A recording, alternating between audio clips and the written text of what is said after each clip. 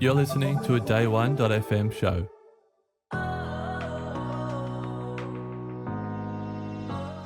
I'm Emma Walsh, the CEO of Parents at Work and founder of Family Friendly Workplaces. Our vision is bold and it's clear: to make Australia one of the best places in the world to work and care for family. Join me on this podcast as we explore how we're doing this and why it really matters and how everyone can benefit. Today's guest is Emma Walsh, the founder of Parents at Work, Australia's first dedicated return-to-work service for parents, designed to help parents navigate the challenges of re-entering the workforce. Recognised as one of Australia's top 200 business of tomorrow by Westpac in 2017, Emma's work has been transformative for so many working parents across the country. And she's a finalist for several prestigious awards, including the Australian Human Rights Commission Business Award and the Visa Business Awards, and has served as president of the Career Development Association of Australia. Emma has also been shortlisted for the New South Wales Telstra Business Women of the Year Awards too.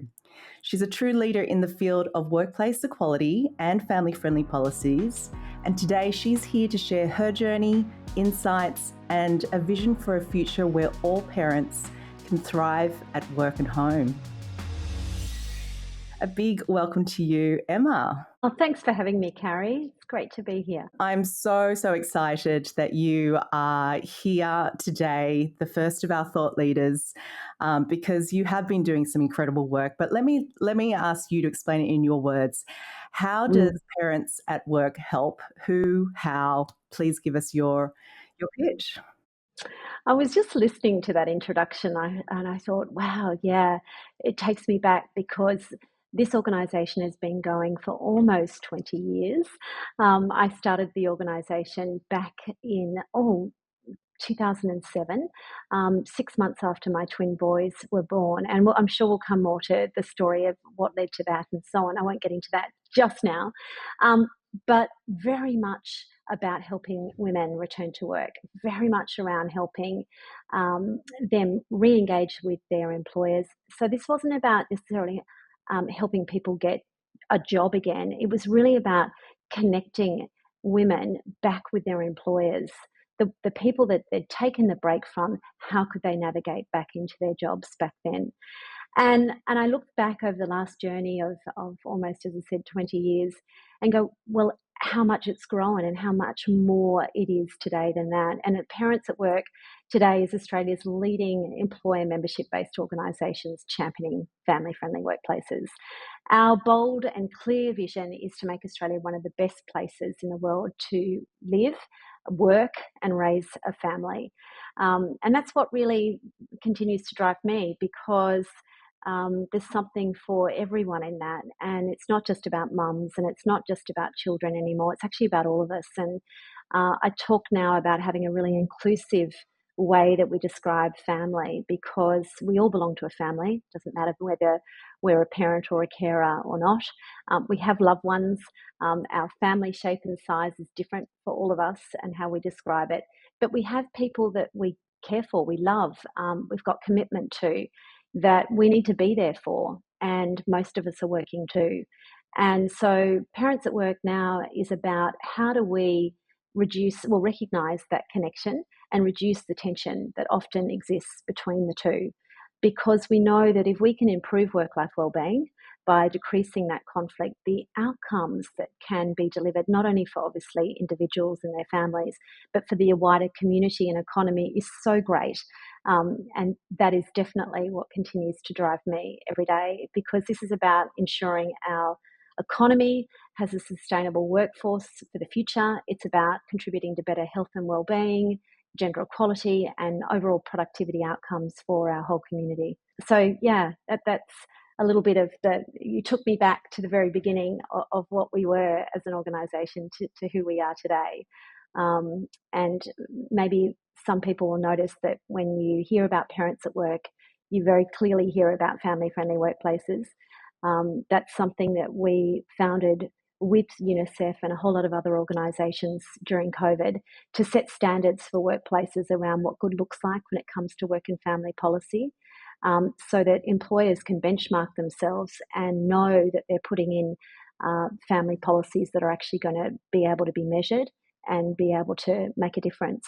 And, that's hard to put 20 years of advocacy and hard work and championing so many issues that, like you said, affect everyone has a family, all right? So how do we actually bring the fact of that really true identity to the other place that we spend most of our time in? It's either in the home or it's in the working sort of environment. So definitely that has evolved over those 20 years, and we need to be able to integrate and harmonise those elements of caring, whether it be for the generation above or the generation below, or ourselves. Love the work that you do and very grateful for it. What's one thing that you wish you knew before you started the business? One thing you knew when things were going steady, or one thing when you wanted to quit, or when you so many times. Yeah, let's be real about that. Yeah. Yeah. I mean, look, gosh, I look back on the naivety that I had around, I've got a good idea. I come from an HR background. That was actually my gig, my day job before I started a business. So I saw the real lived experiences that parents and carers faced trying to navigate, obviously, with their employer around,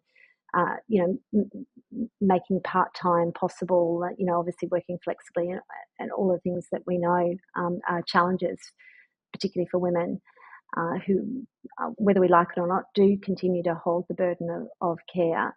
And thought, right, I know I can use my skills that I have in learning and development and HR to build return to work programs for organisations that will help them get women back to work and will make this problem so much easier. I get it. The HR teams don't have time for this. They don't necessarily have all the expertise for this, but it's really needed. And if I build a program, they will come and it will be easy and we will solve some of these issues that I have seen faced by others, and including my own choice to leave and exit a corporate job and go out on my own. And gosh, how naive. Gosh, if I thought if it would have been that easy, we wouldn't be here today. I wouldn't actually have a business because it wouldn't be needed. It would have all been solved for. So I think the realization for me very quickly and early on is that social change takes time. I should have known that. I have a social policy degree. That's ridiculous. How did I not know this? Social policy and social change takes time. It's a lifelong vocation. And trying to fast track success isn't a lived reality for most businesses. Not for me, not for most businesses. And yeah, for most of us, it's a slow burn. And often I think, oh, gosh, I liken it to a choose your own adventure book where there's kind of endless outcomes and endings, but they're all choices that you must make, and all of them have consequences. And I perhaps didn't realize the amount of decisions I'd continuously have to make every single day. And I think Relentless, that's mentally exhausting, absolutely exhausting. And you're thinking of doing that with raising 3 kids as well. And my husband has a really busy full-time job. And so many times I question myself going, why am I doing this? Because I'm actually not living my brand. This is actually really hard. I'm trying to do it all. I'm trying to juggle it all. Um, you know, and what am I doing? And I think each time I had that moment where I really questioned my why, going, there must be an easier way. I've taken on too big a problem. I just can't. I'm bitten off more than I can chew. I came back to, okay, well, what else would I be doing? And if I wasn't doing this, and actually a lot of it, every time I ask myself that question, I was like, nothing else. I actually really love this work. I don't want to do anything else. I'm going to make a way to make this work. I will keep looking for different ways to manage the juggle, to take the small wins in their moments and not get too hung up about the fact that, these things aren't working out, because I actually love the work. So for me, that's probably what's helped me get through the tough times, is to really reconnect with my why. It gives you a sense of energy that you didn't realize you had, right? Like if you do have that obsession with that problem that you're trying to solve, or you're driven by whatever it might be, like some sort of impact that you're trying to make, it does give you a huge amount of energy. Not to say that you don't need to protect that energy as well. Rightly said. But the reason it's so important to be clear about your why and your purpose is because that absolutely should be I'm in or I'm out if the answers to that question are not, are not congruent. And what do I mean by that? Well, I didn't start my business with an ambition to build an empire, to become rich, to become famous, or even with an end game in mind. To be honest, brutally honest, I really wanted to create something that I loved doing and spending time on, that I thought was important, that gave me an income, that helped other people, but most of all gave me flexibility and freedom that I needed to raise my children and be there for my mum, as their mum, and for my mum at the time, who actually needed caring for too. So if someone's why is more connected to, well, I'm doing this because I want to be the next Canva unicorn, or yeah, I see there's a really great quick way to make some great cash here, and so on, and it doesn't happen as fast as we would like, or to the extent that we would like. If that's your why and it's not happening, well, then maybe, yeah, absolutely, it's time to walk away. But if your why is more connected to something perhaps deeper than that, then that you find the energy, I think, to keep going. Thank you for sharing your hard-earned lessons along those different phases. Let's shift to the never-ending challenge, I think, that many working parents have, is that challenge with productivity and time management. And I'm really interested to know, how have you potentially disrupted yourself, right, to achieve this sort of boost in productivity? Is there one thing that you've had to stop doing in order to create the business and this life that you do love? You have to be so honest with yourself about what you're good at and what you're not. And you have to put the ego aside, and be vulnerable in that moment to go, I can do this and I can do it really well. I'm not great at that and I need help with that. And to think about where you're going to get that help from, whether that's time to hire staff, or whether it's time to outsource things, or phone a friend, or whatever it might be. To have the humility to realize when it is that, where you're at your best and where you need others. And I say that in relation to this because most people that know me and know me well know that I'm pretty chaotic. I don't stick to much of a structured day. I kind of have an intention of what I hope the day will go like. Most days it doesn't. And I just jump from thing to thing, and I move things around, and I'm not, I don't get hung up on getting to the end of the day and going, well, that didn't go to plan. That was a terrible day. I feel really unproductive. It didn't get to what I wanted to do. I try to really think about every single day, what's the most important thing I need to do today? And as long as that one or two thing is actually centered and happens, I go with it around the rest of the day. So it means that when disasters happen, wheels fall off, whether it be at work or at home, I just lean into it and go, okay, that's happened. We're going to have to deal with it. Oh, I don't have any dinner and it's like 7 o'clock. What are we going to do? I'm going to just find something in the cupboard. I don't berate myself that I should have been better organized, or I should have known this was going to happen and I planned it better, because life's really messy. It often doesn't go to plan. And sometimes if we get really hung up on having lots of rigor and structure in our day, then we're not flexible and agile to rise to meet the challenges of any given day. And I do, from time to time, I think about picking up one of those books, those CEO written books. You start your day at 5 a.m. and you follow this routine, and that's success. And I think, and I smirk and I think, yeah, I'll give it a go. And it lasts for about 2 minutes. And I think, no, it just isn't going to work for me. So I know that there are lots of successful CEOs that talk about having a very tight routine to every way they, start their day, and, a morning coffee ritual or whatever it might be, a meditation ritual. And I don't have that. Every single day starts slightly different. And in terms of where I am, what I'm doing, whether I'm working from home or whether I'm not. And so, yeah, it's pretty chaotic most days, to be really honest. Me of this, um, there's this graph and, the trajectory to what success looks like. And it's a line and you start off and it's, the typical ascending extending line, and then it kind of just goes into all these little squiggles, right? This is the pathway to success, and goes down and up, and then you're at Yes, success.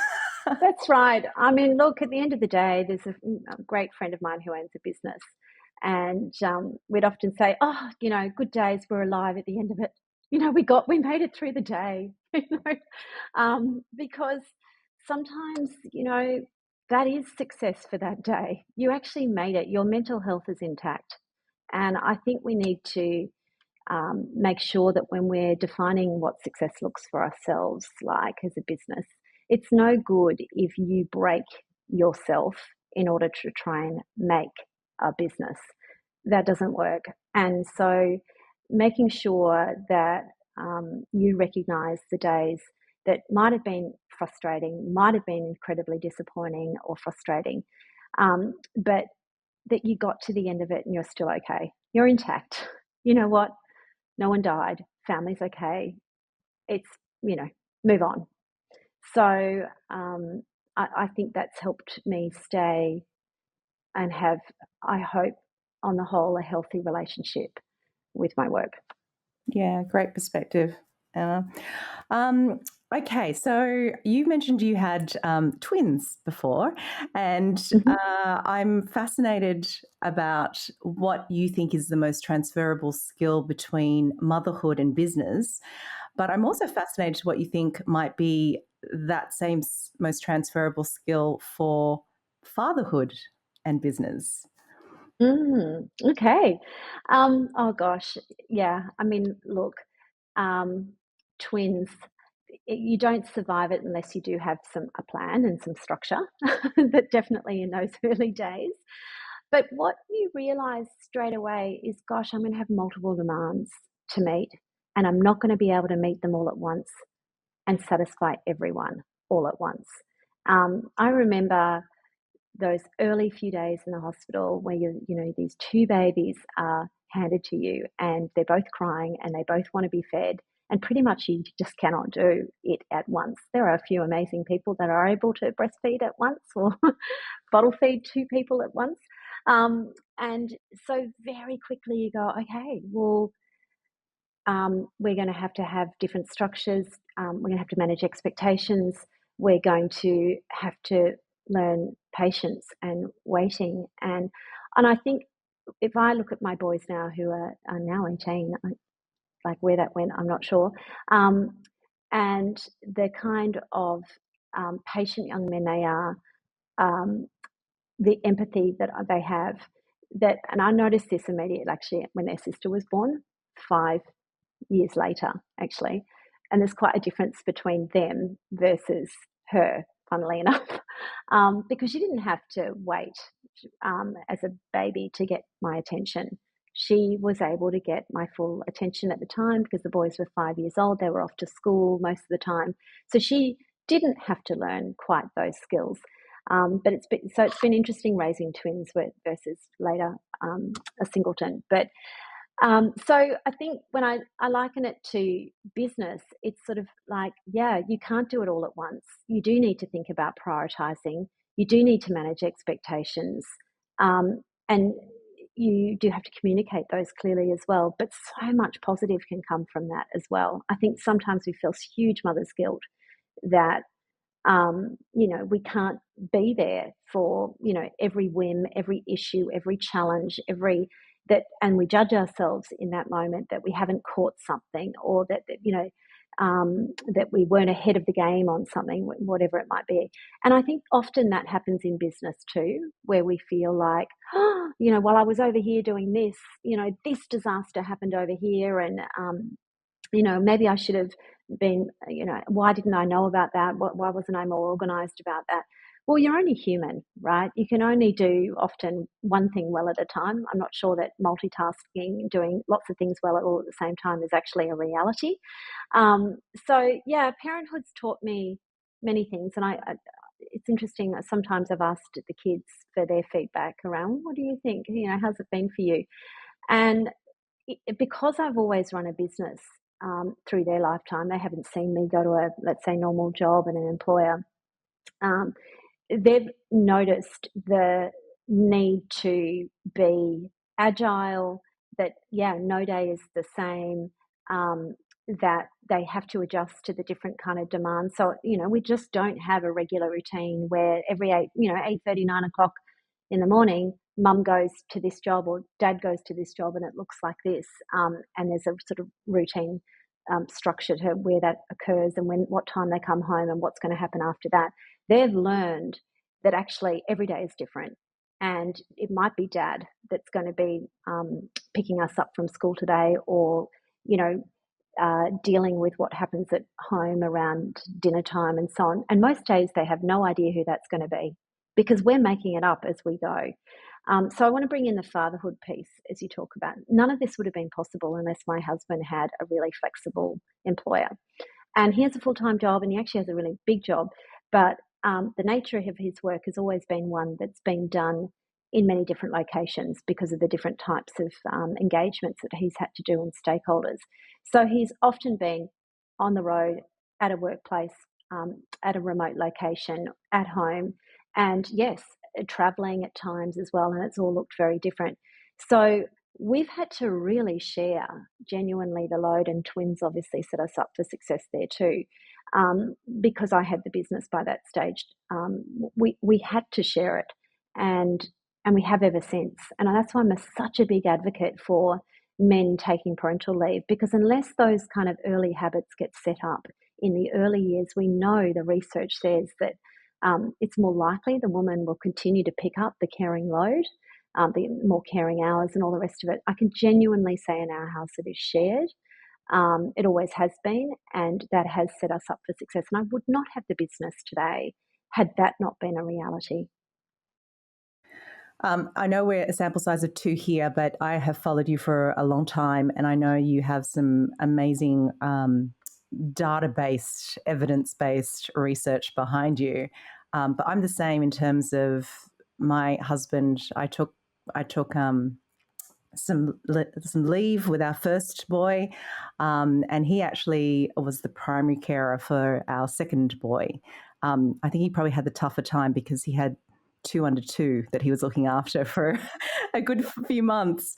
Whilst, I was running the business as well at Mums & Co. So it's literally the I think a foundational piece to how we can actually run the business, raise strong, well-balanced, healthy human beings, and achieve our ambitions at the pace that we need to, right? At the pace that we need to.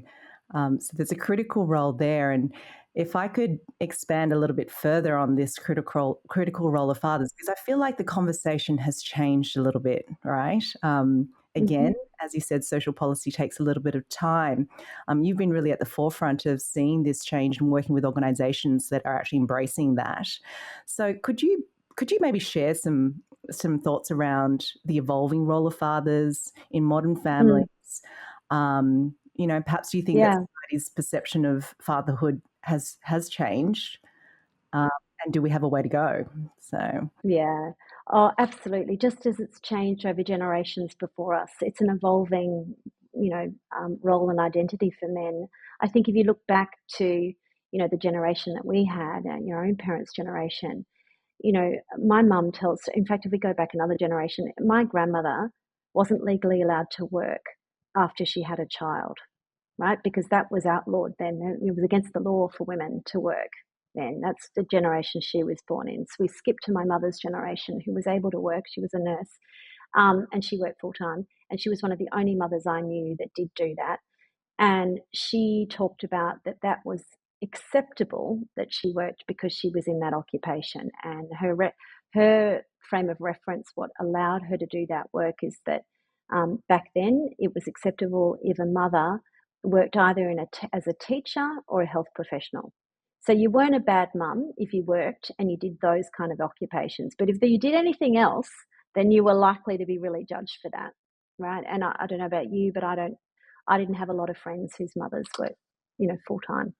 And then you come to our generation, Carrie, and we're one of the first women that are, really went through university, went through full-time, part-time, full-time jobs, had children, most likely went back to work, because most women now go back to work after they've had children, that are for the first time really experiencing what it's like to have a busy career and raise family, and most likely probably care for elderly parents as well.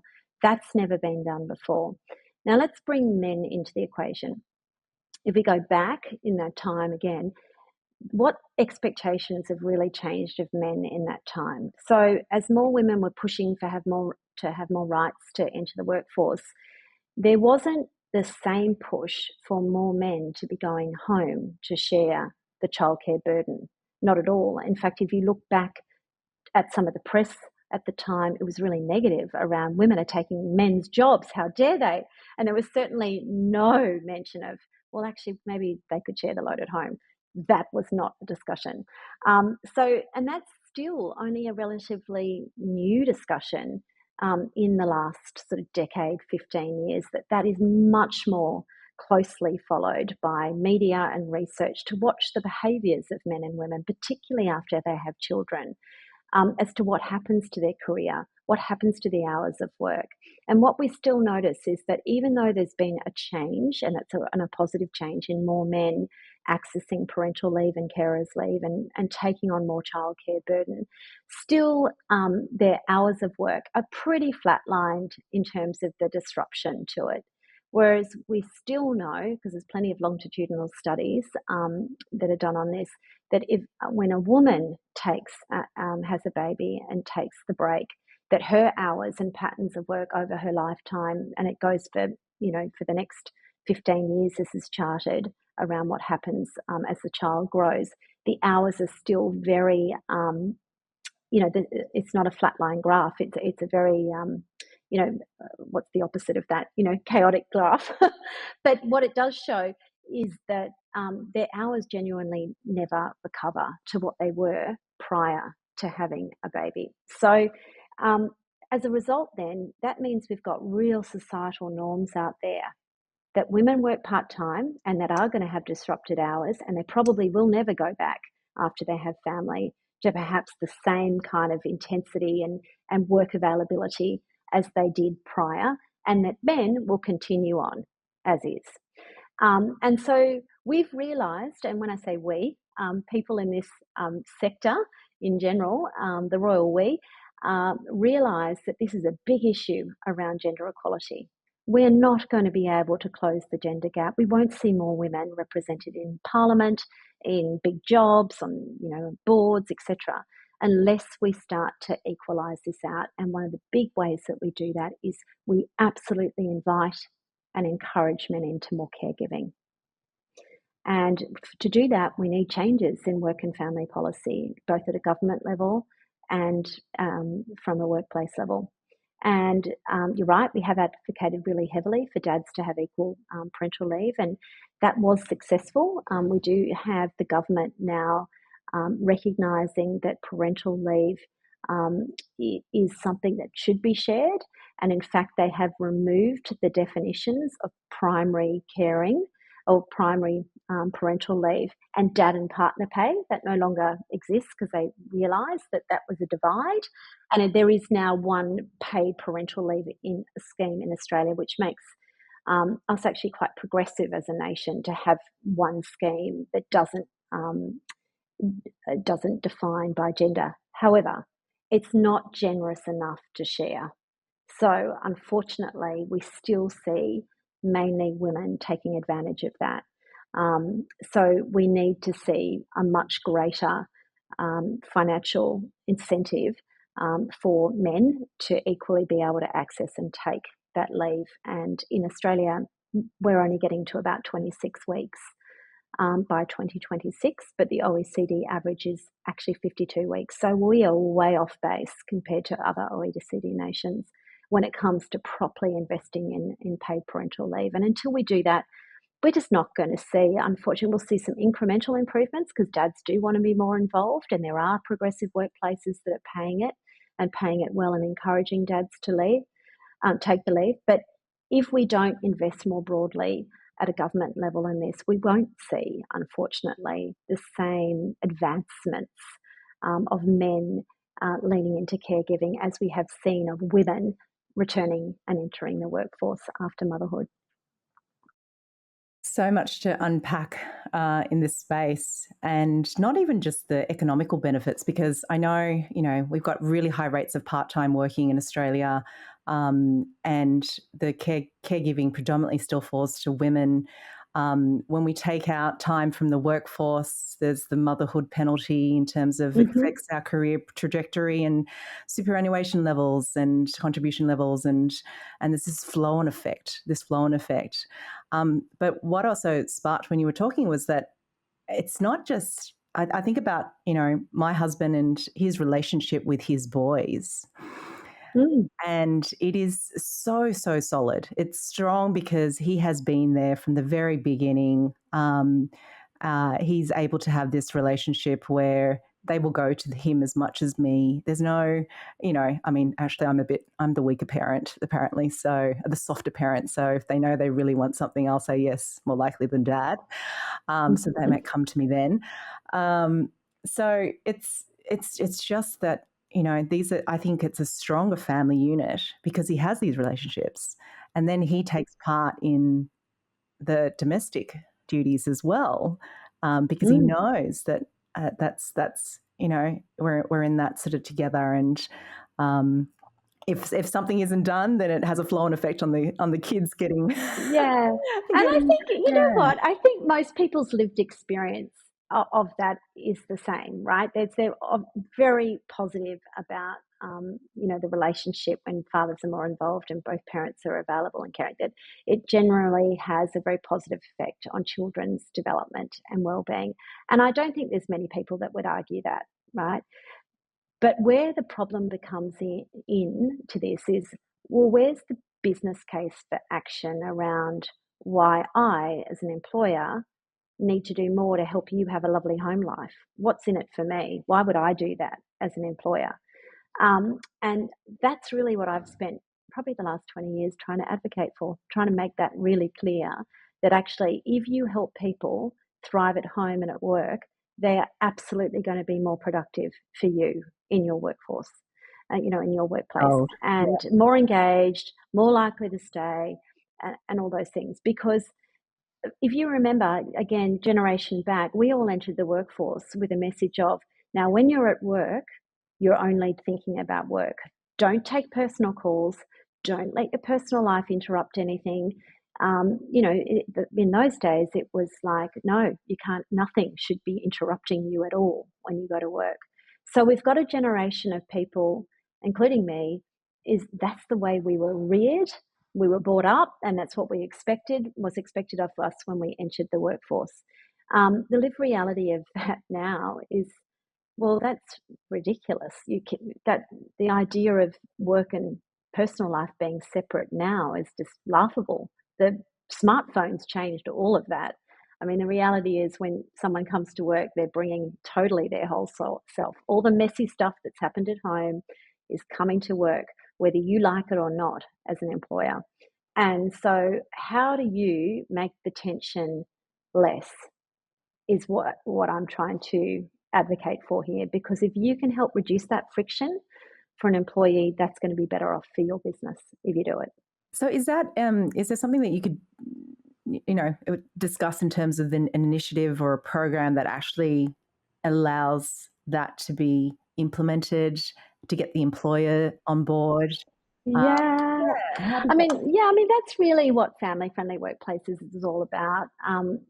It was about building standards around what good work and family policy looks like. Because if you're an employer starting out, you go, okay, well, I kind of following what Emma's saying, that kind of makes sense. All right, maybe I'm interested in implementing some policies. Where do I start? And that's a really great question because up until having the standards developed, you wouldn't have known as an employer what good looked like, what kind of flexible work policies and practices and provisions should you have, and what if I paid parental leave? How much should I pay, and what's too much, and what's going to give me a return on investment? You wouldn't have known the answers to those questions. So we designed the work and family standards, which are now global.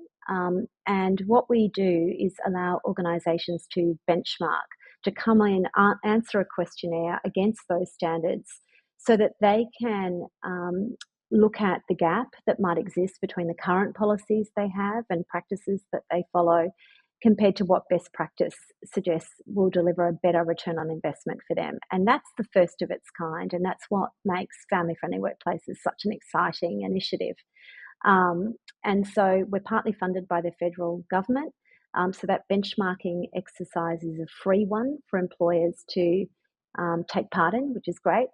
And from there, organisations can start to go on a journey to pinpoint what specifically are the kind of policies and practices that would be better for them to invest in as a workplace based on their results.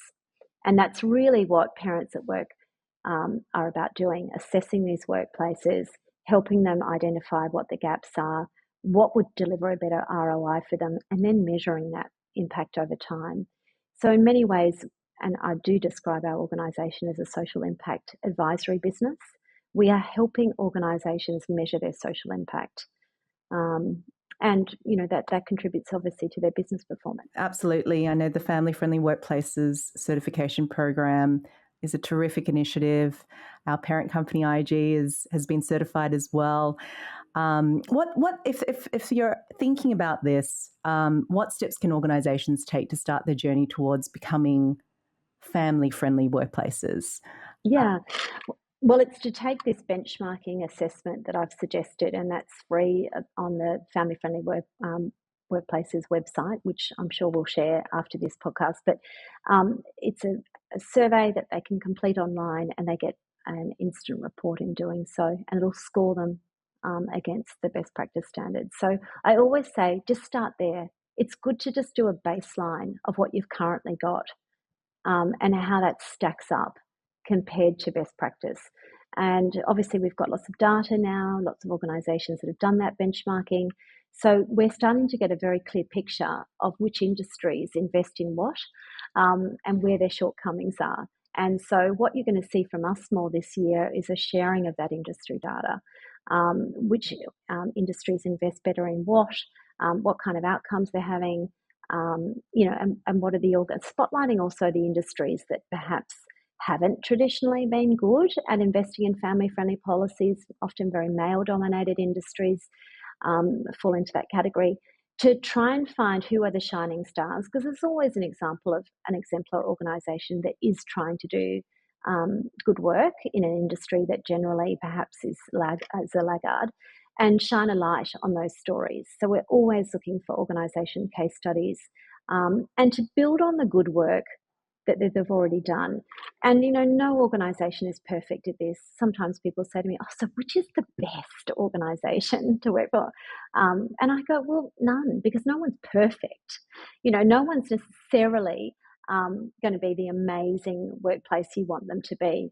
But what this does do is it lets you know if an organisation is committed to getting better, is committed to benchmarking themselves, is prepared to get themselves scored, and is prepared to put a work and family action plan in place to get better. Yeah, that commitment. And I think that speaks volumes, I think. Absolutely. I know we're covering so many different areas, and I need to get my questions out. I could talk for days with you, Emma. Let's shift our conversation a little bit to broaden out again, because there's obviously a big issue that's post-COVID, everyone went back and was working flexibly from, remote locations, working from home. With that rise of remote working, there are some current debates around working from home. What do you think is most interesting at the moment? Oh gosh, like I was asked this question yesterday on another media piece I did, and it's just such a controversial one, isn't it? Flexible work at the moment, and I'm going to answer. And I said this yesterday through three lenses. One, I'm a business owner, right? I'm an employer, so I get the employer pressure here. Secondly, I'm an HR practitioner, so I get the HR pressures that HR teams are under in relation to dealing with this. And thirdly, I'm a parent and a carer, and I need flexibility, right? So I have this sort of unique lens at how I look at this. And the first thing I'd say is, from a business owner's perspective, I don't understand why you would not want a flexible workforce. I just think, look at what we have had to survive through COVID. And the more unflexible you were, or the more rigid you were as a business owner, probably the harder you found it to try and pivot, to try and rally, to try and keep a productive business going forward. And so from my perspective, flexibility is absolutely what I want to have in my business, because I want to be able to rise to meet the challenges of the economy, the challenges of our clients, the changing nature of our society all the time. And if I don't have flexibility in our business to do it, we don't have a flexible way of working or a flexible mindset as to how we do business, then I can't possibly continue to evolve and grow this business to the best it can be. So I think that's, I don't understand that an employer wouldn't want to have flexibility in the mix in terms of how they're thinking about their workforce. And then the second problem associated with this, and this is really now in the HR territory, is somehow, if you think back to prior to COVID, for those that have been working in this space for a while, will realise as well that flexible work had been on a steady incline. There was more and more favourable evidence and a public opinion that actually flexibility was good, and organisations were on a pathway to do more of it, and there was steady progress being made sort of year on year. But then we had this sort of leap with obviously COVID, the ripping of the Band-Aid where everyone went home. And now suddenly, as we've emerged from that, flexibility now equals working from home. And I go, wow, what happened?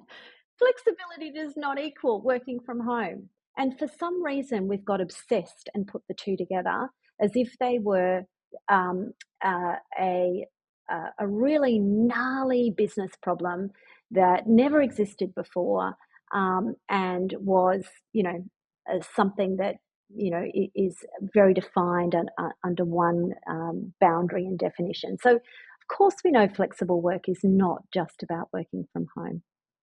It isn't. And so we need to think, as HR practitioners, we need to be thinking and reminding our boards and executives that might be pressing for, we need to stop this flexibility and bring everyone back into the office, to go, whoa, flexibility is way more than that. Do we need to think about what kind of flexible workforce we need into the future? If we start cutting down on flexibility, how is that going to impact our business strategy? How is that going to impact our ability to be agile and evolve? We need to maintain an agile way of being able to, make sure that our business manages the headwinds that we're going to experience. And let's start there before we start diving into whether we're allowing some to work from home 2 days or 3 days a week. Because to me, we start missing, in our micro moment of obsessing over that, we miss the bigger picture as to why we would even want to invest in flexibility at all in the first place. Yeah, how to attract and retain the talent. And yeah, it's interesting how the debate has evolved. And I think there is, like, if I look back at it, and I don't like to think back on COVID too much, but there's lots of lessons learned and lots of, when resources are limited, you do really dig deep into what matters, and you can solve a problem pretty well because there's no other distractions. It's just pure survival. So, and looking back on that evolution, and as a business owner and as an employee now, I'm at that intersection with you, and certainly from a carer perspective,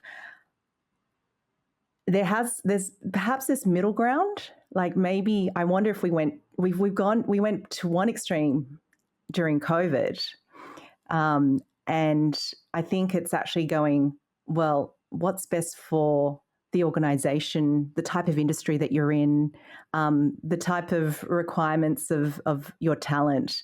Like there still has to be that ongoing discussion, I think, to really find that place and get that consultation and trying to meet that middle ground.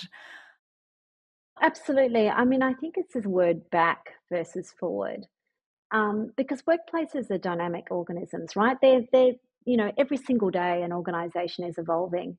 And so we constantly as business owners need to be looking ahead as to what's coming next, what's the next challenge, what's the next opportunity, and is our workforce geared for it? And I think the problem is when we get into this work from home debate and we say we need everyone back in the office, I worry that there's a focus on the past, not the future. And this sense of, oh, it's all going horribly wrong because we don't have people back in the office. And I go, well, okay, as like you, I try not to think back at all over past when it comes to business, because there's plenty of things that I would rather not do again. But I can control and I can prepare better for, future and look for opportunities to, as I said, to evolve. And so I think we want to, if we're going to talk about flexibility and be looking for changes or improvement, I would just remind employers to think forward, not back, as you start to plan for what is it that we need to do next and what's the best way to get there. And be mindful of your language when we're talking about back in office. And make sure they have a conversation with you. Emma, amazing. I have one last question at this time. I always love to leave people with a bit of a golden nugget or just something that they can easily implement straight away. Do you have it's a hack for fellow working parents to achieve that harmony between their workplace and their home life? It could be a tech tool that you don't live without in either of those spaces. Yeah, I mean, it's an interesting one, isn't it? And I was thinking about it when you post one of those questions, going, "Oh, what's the one thing?" And I'm not sure that I have one particular thing, other than to say, as I said, every day is different, right? And as we started the podcast by saying this, how have I managed to stay in business for 20 years? Because actually, most women don't. We did bootstrap the business. We didn't have any investment. We've literally grown organically in that time. Over that time, there's plenty of reasons I should have failed, and yet I'm still here. And I think that's because I try not to. I think about that one thing that has to happen today, and to recognize that if I can just do that thing, then that's a win. And there's always tomorrow. And we'll deal with that tomorrow, and we'll keep moving forward. And I think being aware that, there are going to be lots of challenges along the way, and it's one big adventure, really, as I was saying, that sort of choose your own adventure book, and staying curious about what that might be. I think the inner child in me was always one for adventure and wanted to know, what was the next page going to tell me in an exciting book. And so I try and think about that. I stay hopeful and optimistic that there's still really important work to be done, that the work we're doing is fighting the good fight, and it's worth it. Thank you so much for your time, Emma. It's been a pleasure to have you on Ambition, the podcast. And really your work, your team's work is so very important. So thank you for all that you do for parents now and in the future. Thanks, Carrie. It's a pleasure. Thanks for having me on. Thanks for listening to today's episode. Don't forget to subscribe via Spotify or Apple Podcasts. Mums & Co is a network helping business-owning women to start, connect and grow. Join us today at mumsandco.com.au.